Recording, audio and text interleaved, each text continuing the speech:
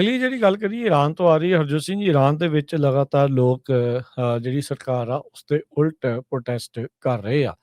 ਹਜ਼ਾਰਾਂ ਦੀ ਸੰਖਿਆ ਦੇ ਵਿੱਚ ਲੋਕ ਪਿਛਲੇ ਦਿਨਾਂ ਦੇ ਵਿੱਚ ਪ੍ਰੋਟੈਸਟ ਕਰ ਰਹੇ। ਇਕਨੋਮਿਕ ਬੇਹਾਲੀ ਇੱਕ ਸਭ ਤੋਂ ਵੱਡਾ ਕਾਰਨ ਉੱਥੇ ਬਣ ਰਹੀ ਆ। ਕਰੰਸੀ ਦੀ ਵੈਲਿਊ ਇੰਨੀ ਕੁ ਜ਼ਿਆਦਾ ਡਿੱਗ ਚੁੱਕੀ ਆ।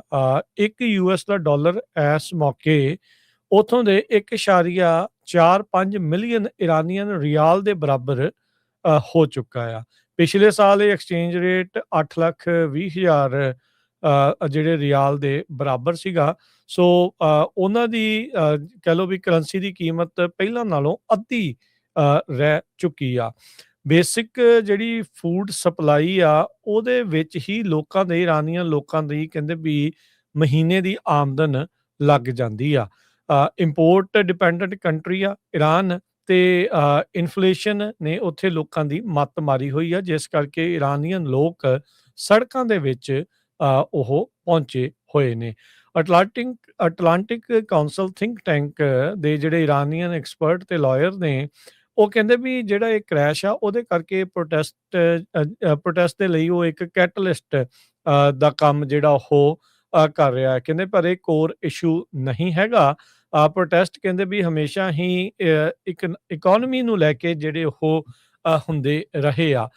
ਪਰ ਕਹਿੰਦੇ ਵੀ ਜੇ ਤੁਸੀਂ ਉੱਥੋਂ ਦੇ ਸਲੋਗਨ ਸੁਣੋ ਤਾਂ ਲੋਕਾਂ ਦੀ ਇਰਾਨੀਅਨ ਰਜੀਮ ਤੋਂ ਬਹੁਤ ਜ਼ਿਆਦਾ ਉਹ ਨਾਖੁਸ਼ ਨੇ ਤੇ ਰਜੀਮ ਉੱਥੋਂ ਗਾਇਬ ਹੋ ਜਾਵੇ ਇਸ ਦੀ ਉਹ ਕਿਤੇ ਨਾ ਕਿਤੇ ਦਿਲੀ ਤਮੰਨਾ ਦੇ ਵਿੱਚ ਲੱਗੇ ਜਿਹੜੇ ਉਹ ਹੈਗੇ ਆ।